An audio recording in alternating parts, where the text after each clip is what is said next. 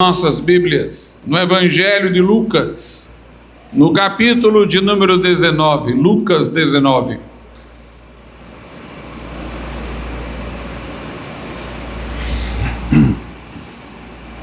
Lucas, capítulo de número 19, nós iremos ler começando do versículo de número 1.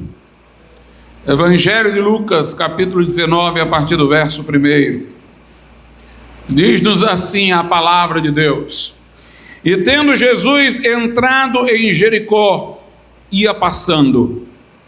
E eis que havia ali um homem chamado Zaqueu, e era este um chefe dos publicanos, e era rico. E procurava ver quem era Jesus, e não podia, por causa da multidão, pois era de pequena estatura. E correndo adiante, subiu a um sicômoro para o ver, porque havia de passar por ali. E quando Jesus chegou àquele lugar, olhando para cima, viu-o e disse-lhe: Zaqueu, desce depressa, porque hoje me convém pousar em tua casa. E apressando-se, desceu e recebeu-o alegremente. E vendo todos isto, murmuravam, dizendo que entrara para ser hóspede de um homem pecador. E levantando-se, Zaqueu disse ao Senhor: Senhor, eis que eu dou aos pobres metade dos meus bens, e se em alguma coisa tenho defraudado alguém, o restituo quadruplicado. E disse-lhe Jesus: Hoje veio a salvação a esta casa, pois também este é filho de Abraão, porque o Filho do Homem veio buscar e salvar o que se havia perdido. Podeis assentar.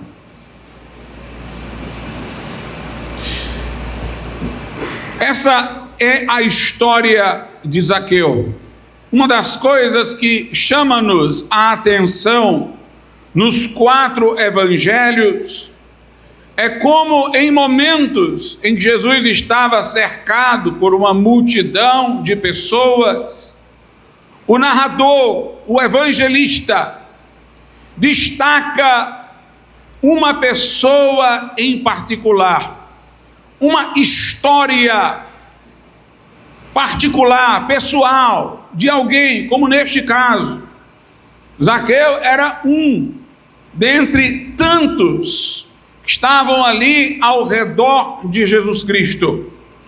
Mas, de uma maneira especial, Jesus fugiu da atenção difusa para a aglomeração a uma atitude especial para com Zaqueu. A Bíblia mostra que Jesus estava não apenas disposto a falar a multidões de pessoas, mas a pessoas individuais. Jesus saía muitas vezes do meio da multidão para ir a uma pessoa em particular. Lá no tanque de Betesda foi isso que ocorreu. Jesus ali, de iniciativa própria, foi àquele lugar para socorrer um paralítico específico que aguardava ali a possibilidade de ser curado há muito tempo.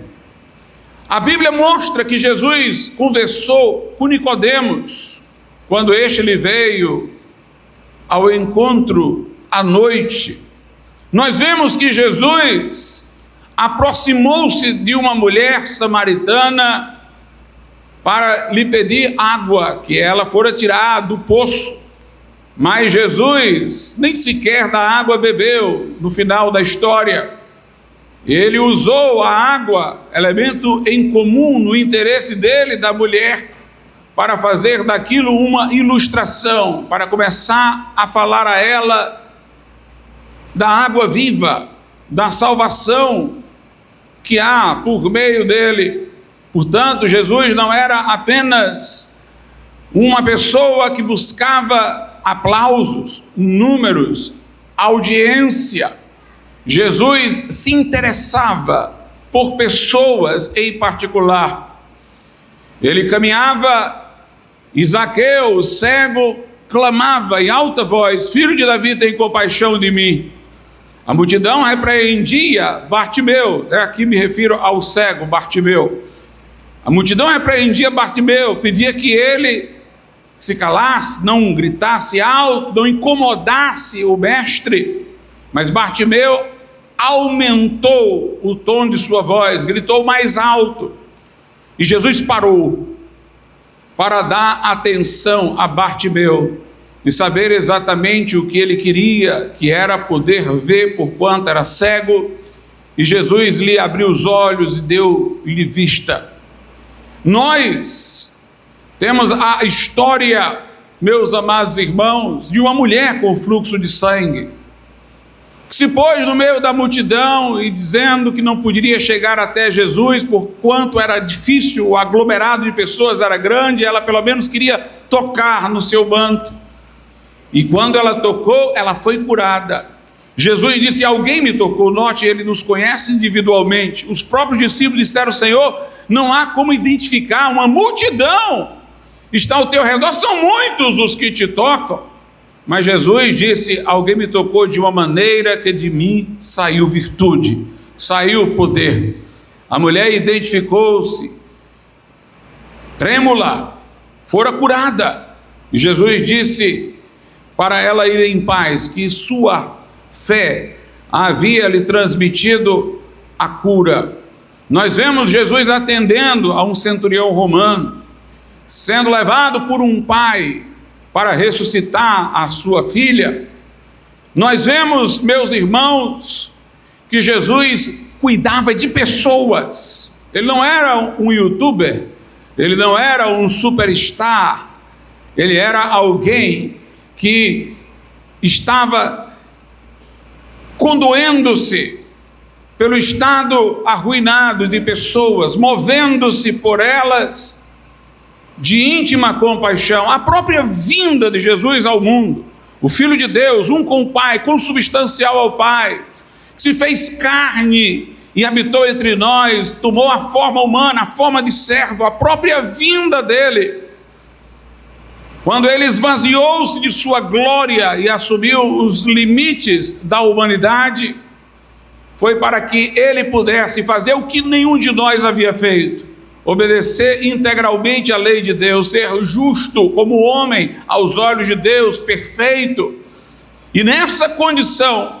se voluntariar para ser o nosso substituto, tomando sobre si os nossos pecados, e sendo naquela cruz traspassado, moído, rejeitado, punido pelas nossas transgressões, para que por suas pisaduras nós fôssemos sarados, para que por seu sangue nós tivéssemos a remissão de pecados, para que ali a barreira que nos separava de Deus, a culpa, fosse demolida e ele se tornasse o caminho para a nossa reconciliação com Deus. A sua descida a nós revela já o amor de Deus, o Pai que o enviou, o amor do Filho que veio. A Bíblia diz: Deus amou o mundo de tal maneira que deu o seu Filho unigênito. A Bíblia diz: o amor de Cristo excede todo entendimento. E tendo vindo, nós vemos que ele estava pronto tanto para se dirigir a multidões como para se dirigir a pessoas, para distinguir pessoas em sua singularidade no meio das multidões. Ouso dizer que Jesus, quando morreu naquela cruz, não morreu por uma massa humana, pela raça humana meramente. Jesus morreu por cada um de nós em particular, individualmente. Por isso Paulo disse em Gálatas 2:20: eu já estou crucificado com Cristo, o meu meu ego, e agora não sou eu quem vive mais, é Cristo que vive em mim. E esta vida, diz ele, que eu agora vivo na carne, vivo-a pela fé no Filho de Deus, que me amou. Ele não está destacando que Jesus amou a todos, embora isso seja verdade. ele está personalizando o amor de Cristo por ele, que me amou e a si mesmo se entregou por mim. Isto quer dizer que quando Jesus morreu por todos, ele morreu por cada um. Ele morreu para resgatar cada história. E se só houvesse um de nós, ele teria vindo morrer da mesma forma que veio para nos oferecer salvação. E aqui Jesus estava entrando em Jericó, e havia este homem lá chamado Zaqueu. Zaqueu era chefe dos publicanos. Os publicanos, apesar de serem normalmente judeus, eles eram mal vistos. Eram vistos como traidores da nação, porque eram os cobradores de impostos. E cobravam os impostos a favor do Império Romano. Era como se fossem judeus recrutados pelos romanos para cobrarem dos judeus para os romanos impostos. Por isso eles eram vistos como pecadores, como gente mesquinha, que estava trabalhando no sentido contrário da nação. E eles ainda eram mais estigmatizados, porque eles normalmente lucravam nessa função. Eles cobravam das pessoas mais impostos do que era devido, e só repassavam uma parte para o fisco, para os romanos. Uma parte ficava com eles. Eles retinham do que era pago para si, e assim eles iam acumulando, enriquecendo. Eram vistos, portanto, como traidores, desleais, avarentos, enganadores. Toda imagem negativa recaía sobre os publicanos. Zaqueu era chefe dos publicanos. Não era, portanto, alguém que estaria ali diretamente cobrando os impostos, mas estaria gerenciando a atividade dos que o faziam. O cargo dele, portanto, ainda era mais elevado, e nós não sabemos exatamente se ele enriqueceu dada a posição hierárquica superior que tinha, ou se ele também teve algum benefício ilícito, se os cobradores dividiam alguma parte com ele. Nós não sabemos acerca disso, mas ele era o chefe dos publicanos. Se por um lado ele era rejeitado pelo seu povo, por outro, ele gozava de uma posição secular, digamos assim, estrutural, muito beneficiada. Ele era rico, diz o texto. Portanto, ele não apenas tinha a posição, mas ele tinha também a riqueza. E a Bíblia Sagrada diz, no versículo de número 3, que ele procurava ver quem era Jesus. Se este homem, irmãos, estava interessado em Jesus, era porque provavelmente ele estava de igual modo incomodado com os seus pecados. Jesus denunciava o pecado muito mais fortemente até do que fariseus, escribas. Jesus espantou os fariseus que se consideravam justos ao dizer que se alguém odiasse outro no coração, já deveria ser tido como homicida, embora nada externo tivesse praticado. Jesus já havia dito que quem desejasse uma mulher que não era sua em seu coração, com ela já cometera adultério, embora nada externo tivesse feito. Jesus era muito mais incisivo, sua interpretação da lei não tinha os eufemismos dos fariseus, que procuravam diminuir a gravidade da lei para se colocarem como seus cumpridores.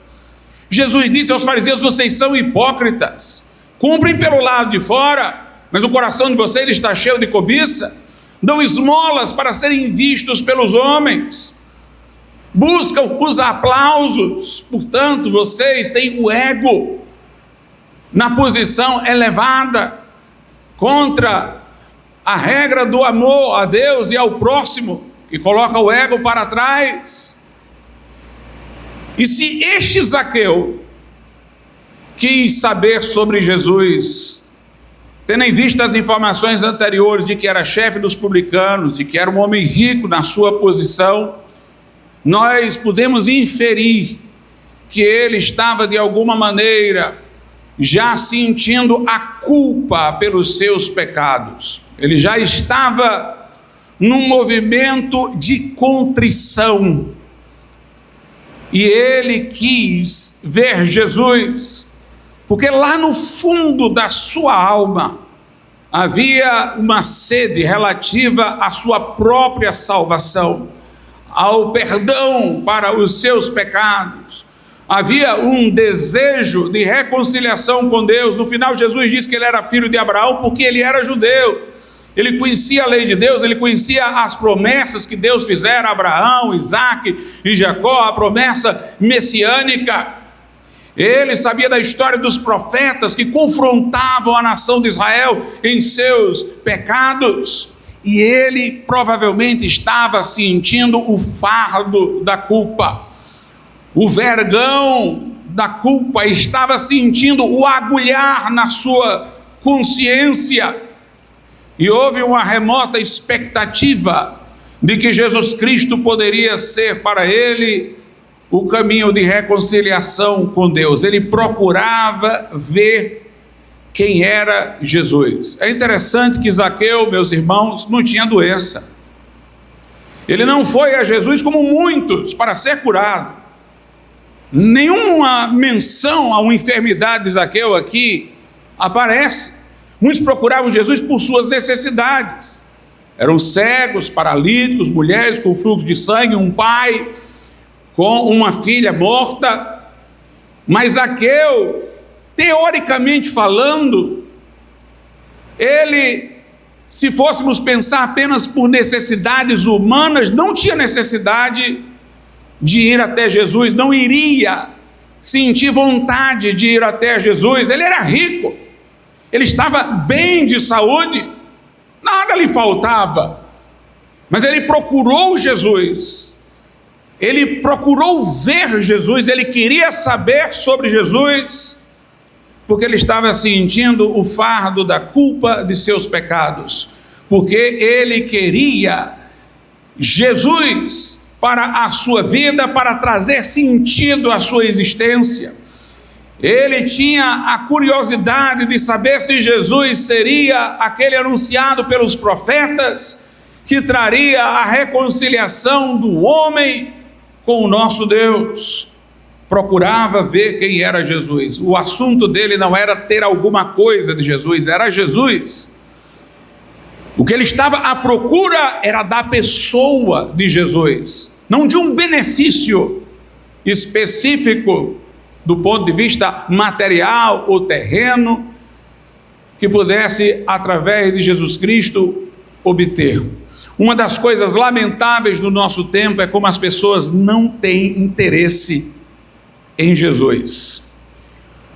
Alguns vão a certas igrejas, não à procura de Jesus, mas à procura de um clube social.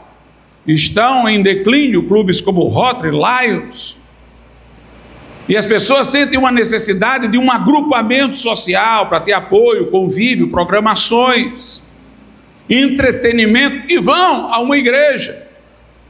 E pseudo-pastores já estruturam toda a formação de suas programações, tendo em vista as expectativas destas pessoas. Nós vemos muitos que querem prosperidade, e aí vão a igrejas onde os pregadores anunciam que o interesse de Deus é de nos fazer prosperar terrenalmente, resolver os nossos problemas do tempo presente, nada a ver com a eternidade. Estas pessoas procuram tais igrejas não querendo a Deus, mas querendo o que Deus lhes possa dar. Nós Temos muitas pessoas, irmãos, que ouvem falar de Jesus, mas não mostram nenhuma curiosidade de conhecê-lo.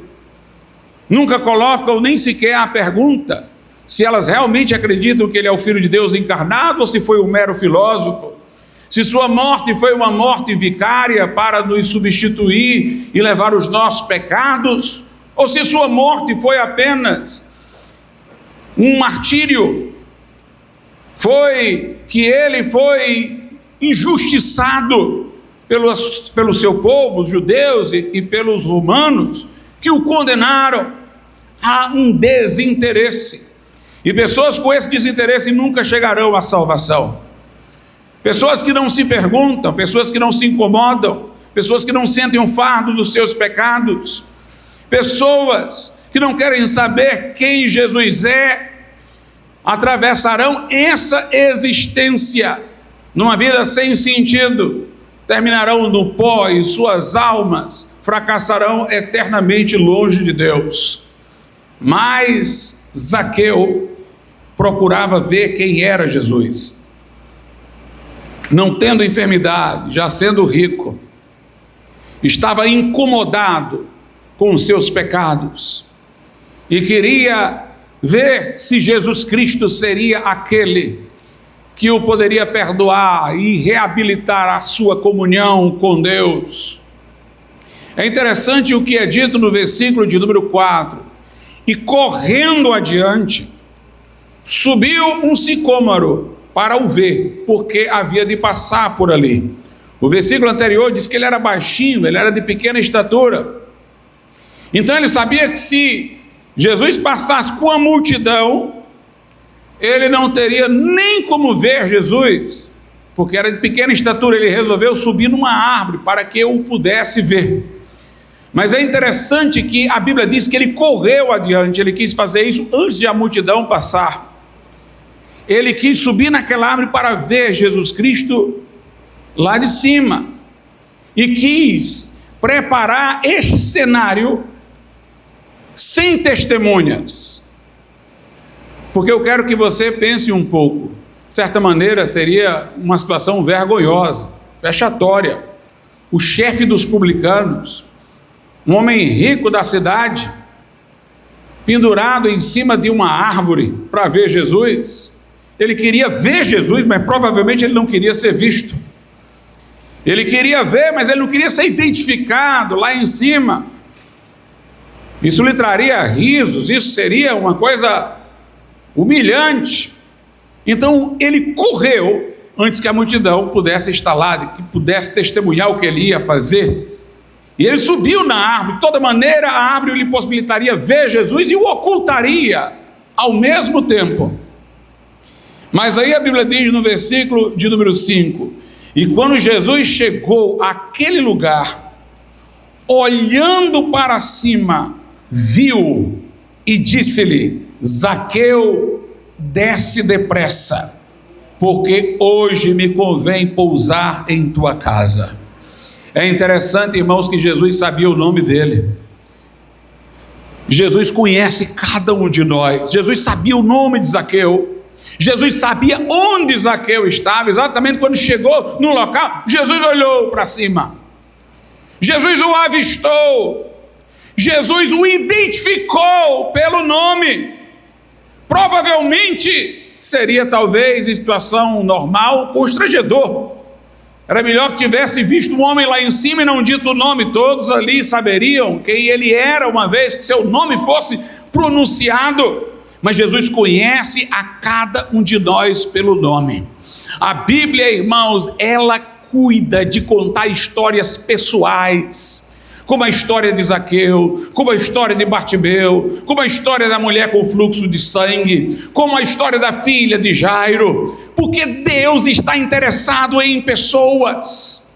Deus está interessado em salvar vidas que têm nome, que têm história, que têm endereço, que têm suas angústias. Jesus disse: Zaqueu, desce depressa. Na verdade, meus irmãos, o depressa aqui tem um sentido muito importante. Iria pôr à prova se Zaqueu realmente estava contrito. Ou seja, se o que tu tens procurado em mim for urgente, tu vai descer daí correndo. Porque se Zaqueu fosse pensar na sua reputação, imagine, quando ele foi identificado lá, Zaqueu, todo mundo deve ter dado uma gargalhada. Um homem pendurado numa árvore, baixinho, o nome dele conhecido, sendo identificado, deve ter sido objeto de risos. O normal seria ele ficar lá pensando na sua reputação. E aí eu desço, não desço, como é que vai ser? Eu estou aqui vermelho de vergonha, o que é que eu faço? Mas Jesus desce depressa. Ou seja, se o que está no teu coração é mais importante do que a tua reputação, se o que clama na tua alma é mais forte do que qualquer constrangimento humano, tu vais atender o que eu estou dizendo. Desce depressa, desce sem hesitar, desce correndo, porque me convém pousar em tua casa. E a Bíblia diz, e apressando-se, Zaqueu desceu rápido, e apressando-se desceu, e o recebeu a Jesus em sua casa alegremente. Que coisa gloriosa, que coisa gloriosa. Esse foi o momento melhor de Zaqueu, irmãos, o momento em que ele recebeu Jesus na sua casa, desceu correndo. Ou seja, que me importa a reputação, que importa o que vão dizer de mim, que importa os risos da multidão, que me importa o que vão pensar de mim. Eu preciso de Jesus, é assim que você tem que raciocinar. Não fique pensando, se eu for ser crente, o que vão dizer os meus familiares, se eu deixar de fazer aquelas coisas que os incrédulos fazem, deixar de acompanhá-los, o que me dirão os meus amigos? Apressa-te e corre para Jesus, pois de que vale o homem ganhar o mundo inteiro se perder a sua alma? Zaqueu desceu apressado e recebeu Jesus alegremente. Você precisa receber Jesus como seu único e suficiente Salvador.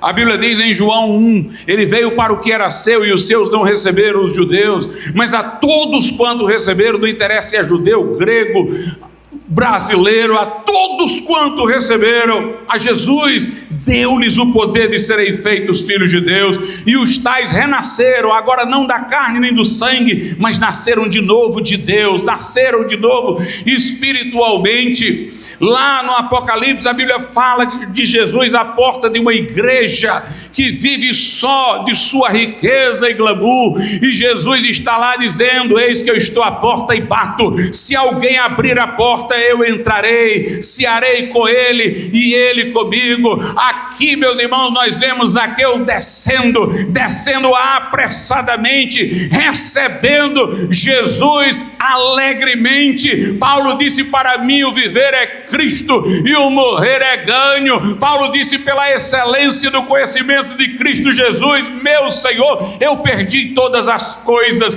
todos os privilégios que tinha neste mundo. Jesus, meus amados irmãos, é o tesouro escondido. Jesus é o escolhido entre os milhares. Jesus é salvação e vida eterna para a tua alma.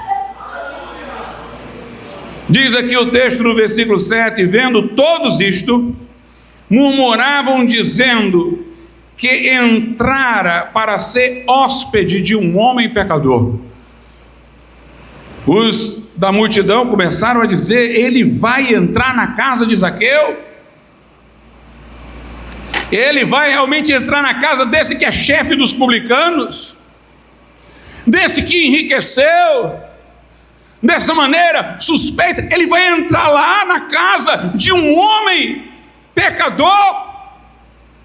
Lucas, irmãos, ele é um evangelista diferenciado. Cada escritor de evangelho na Bíblia destaca algumas coisas que são valiosas e importantes. Por exemplo, se eu fosse tratar do evangelho de João, eu diria que João nos fala muito do aspecto místico do cristianismo, a nossa união com Cristo, a vida de Cristo em nós, a vida de Jesus fluindo no nosso coração. Ele é o pão da vida, ele é a videira verdadeira, quem dele se alimenta vive, quem está ligado a ele como videira dá fruto. Nós vemos João falando dessa parte da união espiritual com Cristo, mas Lucas, ele aparentado com o apóstolo Paulo, conforme se manifesta na carta aos Romanos.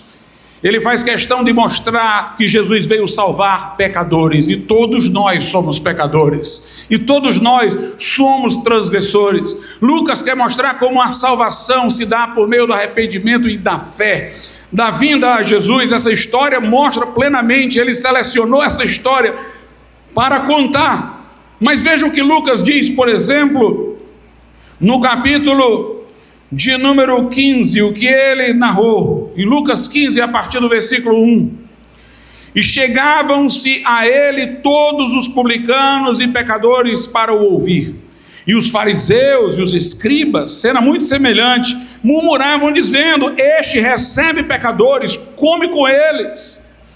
E ele lhes propôs esta parábola, dizendo: que homem dentre vós, tendo 100 ovelhas, e perdendo uma delas, não deixa no deserto as 99 e vai após a perdida, até que venha achá-la? E achando-a, a põe sobre os seus ombros, rejubilando, e chegando a casa, convoca os amigos e vizinhos, dizendo-lhes: alegrai-vos comigo, porque já achei a minha ovelha perdida. Digo-vos que assim haverá alegria no céu por um pecador que se arrepende, mais do que por 99 justos que não necessitam de arrependimento. Ou qual a mulher que, tendo 10 dracmas, se perder uma dracma, quer dizer, uma moeda, não acende a candeia e varre a casa e busca com diligência até a achar, e achando-a, convoca as amigas e vizinhas, dizendo: alegrai-vos comigo, porque já achei a dracma perdida. Assim vos digo que há alegria diante dos anjos de Deus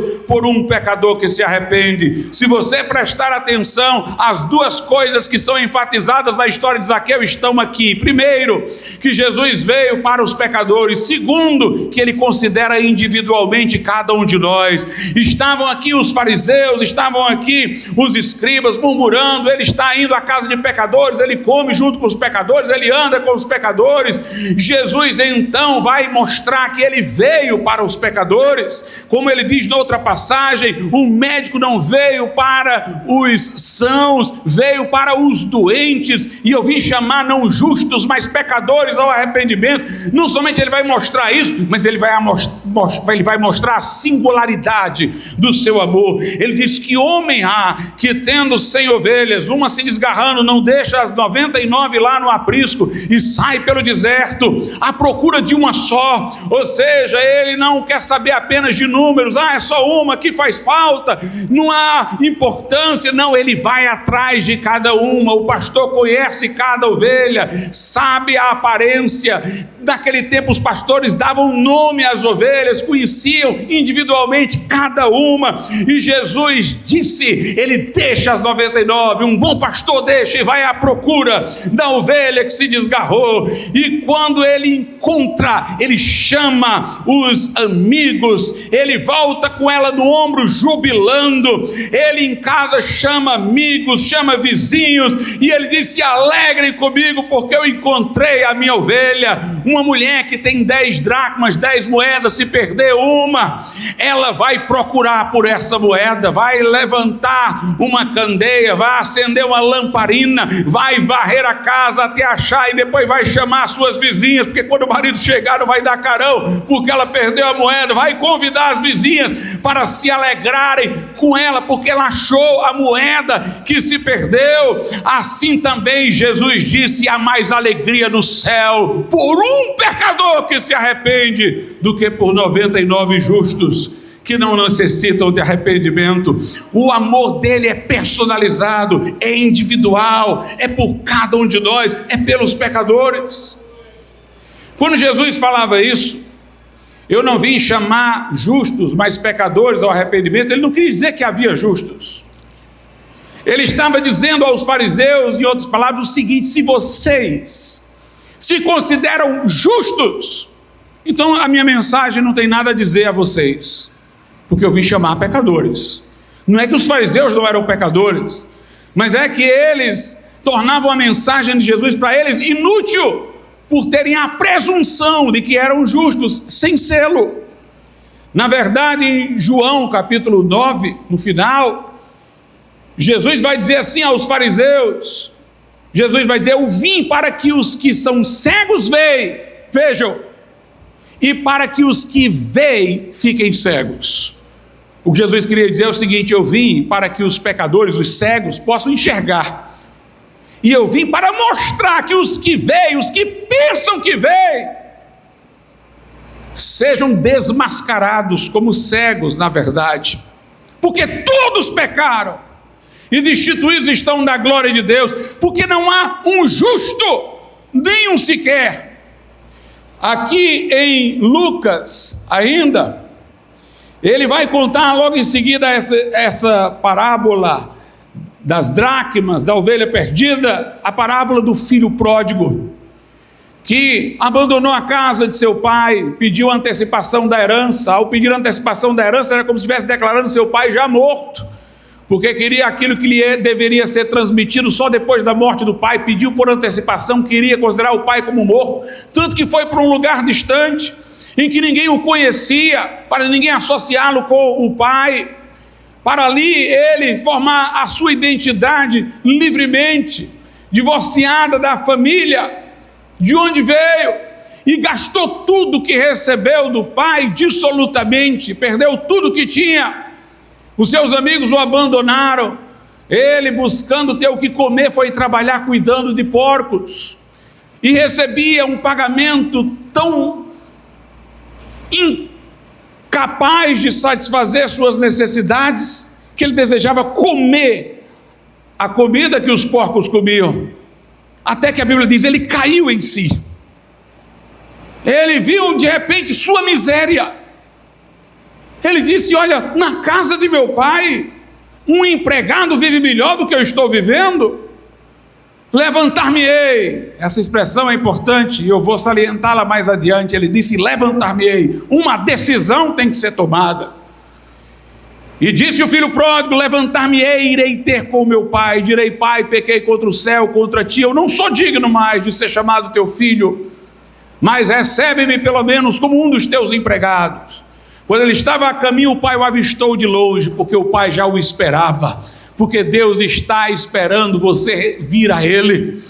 E naquele momento o pai correu ao seu encontro, abraçou e o beijou, vestiu-lhe a melhor roupa, não deixou nem ele completar a frase em que confessava suas culpas e demonstrava o seu arrependimento. O pai disse: vamos celebrar, vamos comemorar, este meu filho estava morto e reviveu, estava perdido e foi achado. Note, a ênfase de Lucas é essa: pessoas que são pecadoras, Jesus veio por você, todos somos pecadores, é preciso que as pessoas sintam o seu pecado, e é preciso que elas saibam que através de Jesus podem se reconciliar com Deus. Ainda em Lucas, no capítulo de número 18, Lucas conta a partir do versículo 9 a parábola do fariseu e do publicano. Jesus diz: 2 homens entraram no templo, um fariseu e um publicano. Note, o fariseu religioso, o publicano estigmatizado socialmente como um pecador. Jesus disse que o publicano, ele orava consigo mesmo. Essa expressão, ela é muito didática, ela ensina-nos alguma coisa, muito pedagógica, na verdade. O fariseu orava consigo mesmo, portanto ele falava com Deus, mas ele estava falando era com seu ego. E ele dizia: graças te dou, ó Deus, porque eu dou o dízimo de tudo que ganho, jejuo tantas vezes por semana, não sou como este publicano que está ali, transgressor. Meus irmãos, se este homem de fato estivesse na presença de Deus, ele não estaria dizendo isso. Há tanta gente nesse mundo que diz, né? Se eu estivesse diante de Deus, eu ia dizer: Deus, você não me deu condições boas, por isso que eu sou assim. Se eu não fiz o que é certo, você também não fez o que é certo comigo. Pessoas aí blasfemas ficam dizendo coisas desse tipo, estão dizendo agora. No dia do juízo vão estar caladas. Lá em Romanos 3 diz que no dia do juízo toda boca vai estar calada. Diante do juízo, quando a pessoa estiver diante da majestade, da santidade de Deus, os seus pecados, que ela não os reconhece e põe debaixo do tapete, irão turbinar na sua consciência. Ela verá toda a sua ingratidão, para com o Criador, e naquele momento não haverá desculpa, não haverá debate da sentença de Deus, toda boca estará fechada, não haverá escusas. Este homem aqui, quando ele fazia essa oração, ele não estava diante de Deus, estava diante dele mesmo. Por isso Jesus dizia, ele orava consigo mesmo, estava falando para ele, e querendo imaginar que estava falando para Deus, contando vantagens, contando o que fazia do ponto de vista religioso, se comparando com o publicano. É sempre assim. As pessoas que não querem se reconhecer pecadoras, elas buscam comparações. Não, eu não sou um pecador, eu nunca matei ninguém, como alguns fizeram, eu nunca roubei ninguém, como alguns fazem.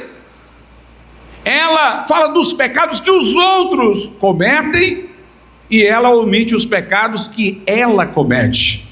Todos os que não querem reconhecer o seu pecado, eles buscam comparações, fazem alusões ao outro. Aquele fariseu se aproveitava do publicano para dizer o que ele fazia e que não era como o publicano. Mas Jesus disse que o publicano nem sequer teve coragem de entrar mais adiante lá no templo, ficou bem para trás. Ele não ousava levantar o semblante ao céu, de tão humilhado que estava. Ele batia no peito como sinal de autoatribuição de culpa, e ele dizia a Deus: sê propício a mim, que sou pecador. Ele confiava na misericórdia de Deus, ele confiava na propiciação, expressão que designa o que Jesus Cristo fez por nós na cruz, levou nossas culpas e pagou o preço do resgate para a nossa salvação. Ele recorria à propiciação, ele recorria à misericórdia de Deus, ele batia no peito e confessava que era um pecador. Jesus disse: os dois saíram do templo, e este, o publicano, saiu justificado no tribunal de Deus, saiu inocentado, saiu perdoado, saiu absolvido, e não aquele, o fariseu. O fariseu saiu condenado, porque não reconheceu os seus pecados, não reconheceu a sua maldade. E aqui, irmãos, na história de Zaqueu, nós vemos mais uma vez essas pessoas murmurando, dizendo ele entrou lá para ser hóspede de um pecador. É interessante o apóstolo Paulo. O apóstolo Paulo, ele foi um fariseu. Ele foi um fariseu e rigoroso. Paulo diz: segundo a interpretação que os fariseus davam à lei de Deus, eu fui irrepreensível. Paulo recebeu cartas dos sacerdotes para prender cristãos, portanto, ele tinha reconhecimento da casta sacerdotal, da elite religiosa da sua nação. O apóstolo Paulo, meus amados irmãos, perseguiu a igreja, é verdade, mas ele julgava estar fazendo um serviço a Deus, destruindo o erro, salvando a religião. Mas Paulo, confrontado com Cristo, se humilhou e reconheceu os seus pecados. Lá na primeira carta a Timóteo, Paulo diz: fiel esta palavra e digna de toda aceitação, que Jesus Cristo veio salvar os pecadores, dos quais eu sou o principal, para que em mim seja dado exemplo para todos os que hão de crer nele para a vida eterna. Paulo, meus irmãos, reconheceu o seu pecado e foi salvo pela graça de Deus. Então, relendo em Lucas 19, versículo 7, e vendo todos isto, murmuravam dizendo que entrara para ser hóspede de um homem pecador.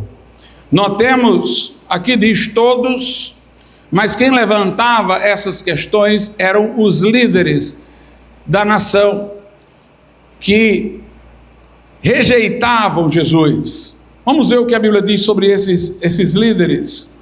No Evangelho de Lucas, no capítulo de número 19, versículos 47 e 48. E todos os dias ensinava no templo, Jesus, né? Mas os principais sacerdotes e os escribas e os principais do povo procuravam matá-lo, e não achava meio de o fazer, porque todo o povo pendia para ele, escutando. O povo comum queria ouvir Jesus. Mas 3 grupos estavam na contramão. Os principais sacerdotes. O sacerdote, irmãos, era aquele que na religião judaica, em nome do povo, oferecia os sacrifícios de animais pelo povo. Deus instituiu o sacerdócio para fazer ali, naqueles sacrifícios, uma prefiguração do sacrifício de Cristo, para trazer uma lição didática sobre a necessidade de derramamento de sangue, não de um animal, mas do próprio Cristo pelos nossos pecados. Portanto, aquele ritual de sacrifício que o sacerdote gerenciava era só simbólico, era inclusive anual. A purificação que gerava era uma purificação litúrgica, cultural, ou seja, o povo era considerado culturalmente, dentro do padrão cultural, perdoado através daquele sacrifício, mas não significava o perdão pessoal de Deus. Era mais uma liturgia. Com a chegada de Jesus, os sacerdotes perderam o seu ofício. Jesus é aquele que entrou no santuário celeste e apresentou seu próprio sangue ao Pai por nós. Em relação a nós, a Bíblia diz que todos somos sacerdotes, no sentido de que todos podemos chegar a Deus diretamente em nome de Jesus, em nome do sumo sacerdote que é Jesus, que está à destra de Deus. Todos nós podemos chegar diretamente a Deus através do nome de Jesus. Portanto, não há hierarquia entre os crentes, o acesso é aberto a todos, a fonte jorra para todos. Mas os pagãos também tinham os seus sacerdotes, figuras mediadoras, como o Espiritismo tem os seus médiuns que fazem a condução de pessoas ao mundo sobrenatural. A Igreja Romana considera que o padre é um sacerdote que durante a missa repete o sacrifício de Cristo e o oferece a Deus, que em nome de Deus pode perdoar pecados num confessionário, como se as pessoas precisassem dele para chegar a Deus. Exatamente este tipo de religiosidade que coloca alguns homens numa posição privilegiada de acesso a Deus é que gera uma antipatia para com Cristo. Porque Jesus deixa o caminho livre: vinde a mim todos que estáis cansados e sobrecarregados, e eu vos aliviarei.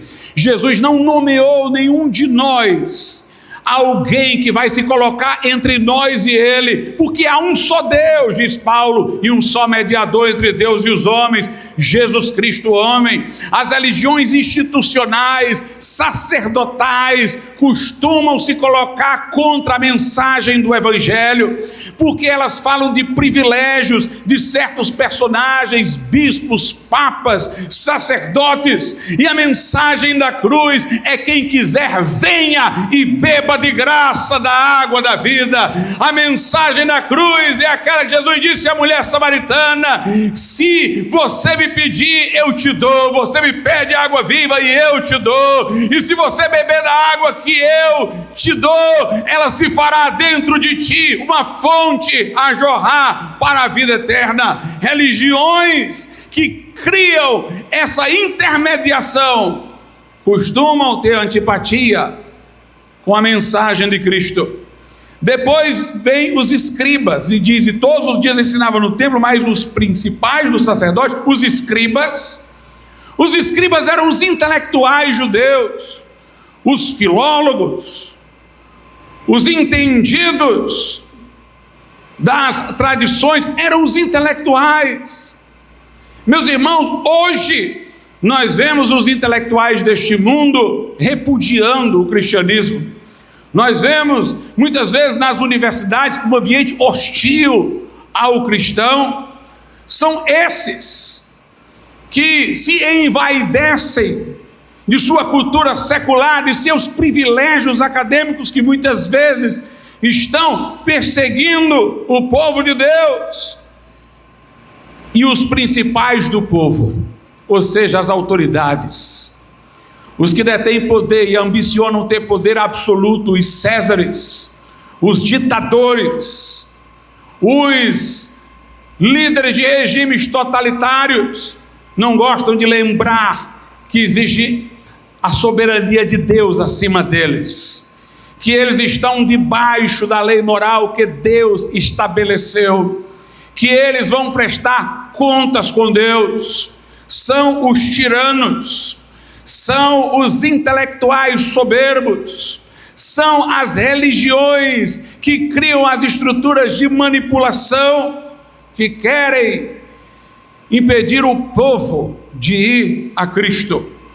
E foram estes que insuflaram o povo ali em Lucas, para o povo chegar a esta conclusão: este homem não deve ser quem ele diz ser, entrou na casa de um pecador. Mas Jesus entra na casa de Zaqueu.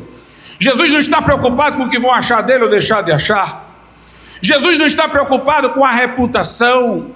Ele está preocupado em fazer o que é certo, em fazer a vontade do Pai, em buscar e salvar o que se havia perdido. Seja você também assim, crente.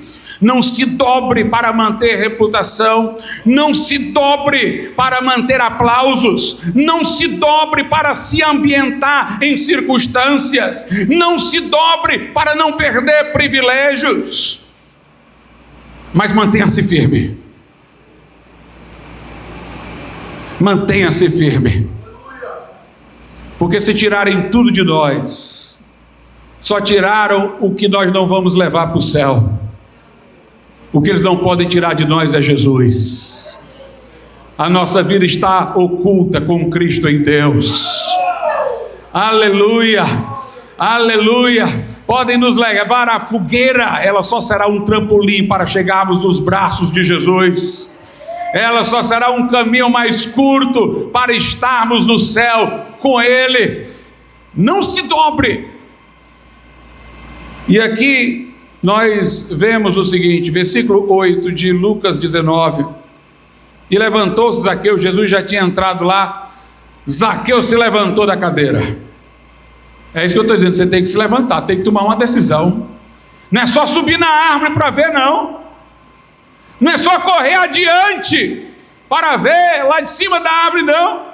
Não é só descer da árvore, não. Não é só receber Jesus em casa, não. Tudo isso são coisas passivas.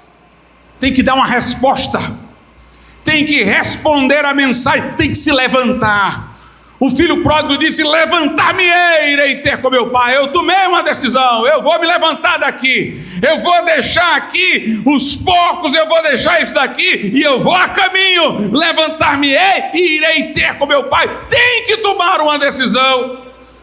Zaqueu naquele momento levantou-se, tomou uma decisão e disse ao Senhor: Senhor, eis que eu dou aos pobres metade dos meus bens. Se os meus bens não foram ganhos de maneira decente na sua inteireza, metade eu dou logo para os pobres. E se alguma coisa tenho defraudado alguém, se ficar comprovado que de alguém eu tirei alguma coisa, eu vou restituir quadruplicadamente. Meus irmãos, houve arrependimento. Ninguém vem a Jesus sem se arrepender dos seus pecados. João Batista pregava o arrependimento, chamando pessoas para se batizarem, dizendo para elas crerem naquele que havia de vir. Quando Jesus veio para ser batizado por João Batista disse: eu é que deveria ir a ti, tu vens a mim. Como quem diz: eu é que tenho que me arrepender e ir a ti. Eu é que teria que me batizar em sinal de arrependimento, porque eu sou pecador, e ir a ti. Note, o arrependimento é para ir a Jesus, o arrependimento é para entregar a vida a Jesus. Eu me arrependo dos meus pecados e eu entrego a minha vida a Jesus. Naquele momento Zaqueu estava fazendo isso, estava declarando o seu arrependimento e colocando sua vida nas mãos do Senhor Jesus. Arrependimento não é só sentimento e remorso, é atitude. Ele não disse: lamentavelmente consegui todos esses bens de maneira ilícita, mas eu não posso voltar ao passado. Ele disse: não, metade do que eu tenho eu dou aos pobres. Ah, mas eu defraudei alguém, mas foi para trás. Não, ele disse: se comprovado foi isso, eu vou restituir quadruplicadamente. Ele tomou uma atitude. Arrependimento tem frutos, por isso João Batista dizia: produzam frutos dignos de arrependimento. Quem se arrepende quer mudar, quem se arrepende não quer só choramingar, quer ser uma nova criatura. E foi isso que Zaqueu fez, levantou-se e tomou uma atitude. No verso 9 diz assim: e disse-lhe Jesus: hoje veio salvação a esta casa, pois também este é filho de Abraão. Note, a salvação não é pelas obras. Aliás, ele nem teve a chance de fazer obra. Jesus já disse que a salvação tinha entrado. Ele decidiu que ia dar metade para os pobres, mas não tinha dado ainda.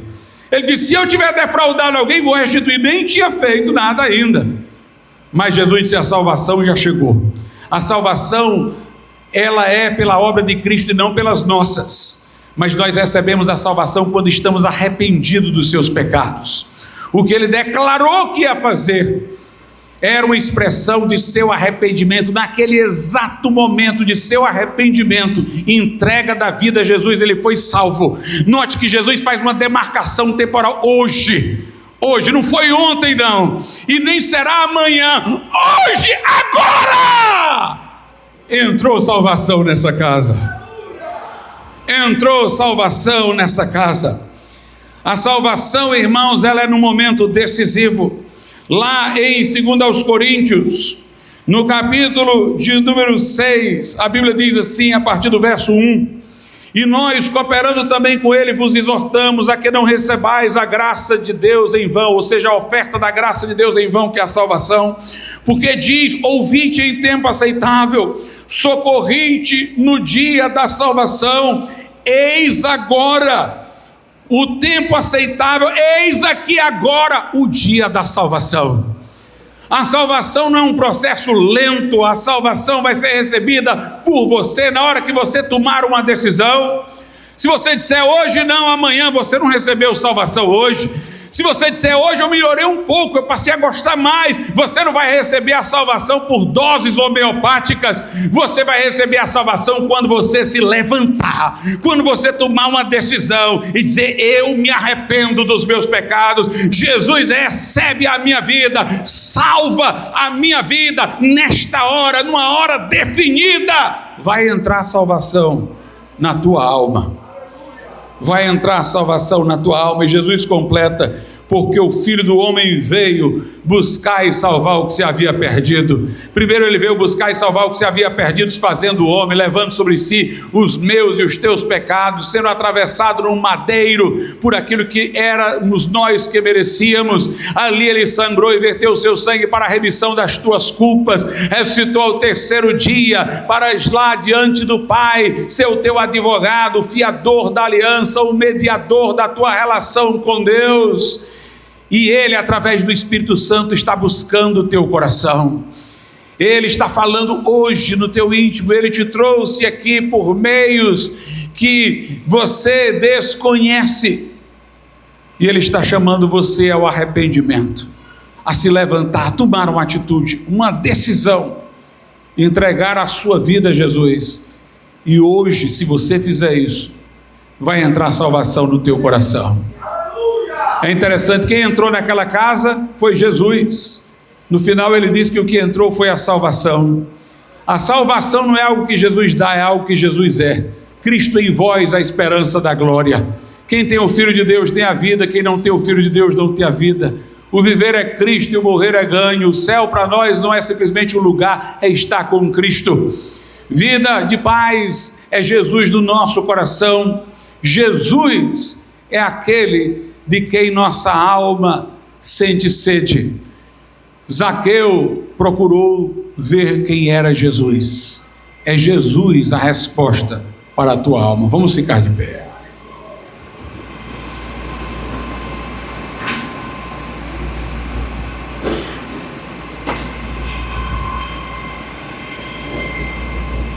Soberano Deus, nosso Pai, te louvamos e te agradecemos, ó Deus, pela mensagem do Evangelho. pela esperança que nos foi aberta através da cruz de Cristo Senhor. Toca em vidas e corações, nem que seja uma única pessoa como Zaqueu nessa noite, mas conduz ao arrependimento, à posição, à decisão, à entrega da vida a Cristo.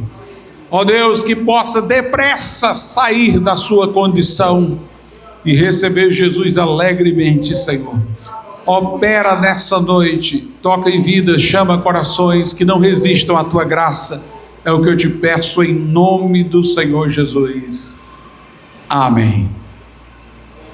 Se houver alguém nessa noite que diz: pastor, eu não tenho certeza da minha salvação, eu nunca tomei uma atitude definida, decisiva, de arrepender-me dos meus pecados, da minha vida sem Deus, e chamar Jesus para entrar na minha vida e no meu coração. Mas nessa noite eu quero fazer isso. Eu quero me levantar do meu comodismo. Eu quero dizer: Jesus, eu estou aqui. Se você quer tomar essa decisão, eu quero orar pela sua vida. Eu quero orar junto com você. Levante a sua mão e nós vamos orar por você. Onde está a primeira pessoa nessa noite que dirá: eu, pastor, eu quero Jesus, como Zaqueu, eu quero Jesus para a minha vida? Levante sua mão e vamos orar por você. Talvez você diga: eu estive numa igreja, pastor, mas estou distante, não estou fazendo o que deveria ser feito, mas eu quero me arrepender, eu quero me lançar aos pés de Cristo, eu quero perdão para a minha alma, eu quero que Ele mude o meu coração. Levante a sua mão e nós iremos orar pela tua vida. Se houver alguém neste lugar, não vá para casa, não vá para casa sem Jesus ir junto com você para dentro dela. Não vá sem a salvação ser levada no seu coração. Tome uma posição nessa noite, faça como eu estou fazendo aqui no meu lugar. Levante a sua mão e nós vamos orar pela tua vida nessa noite. Entrega teu caminho ao Senhor, confia nele, o mais Ele fará. Vamos então orar nesse momento, encerrando o culto. Eu convido à frente aqueles que aniversariaram na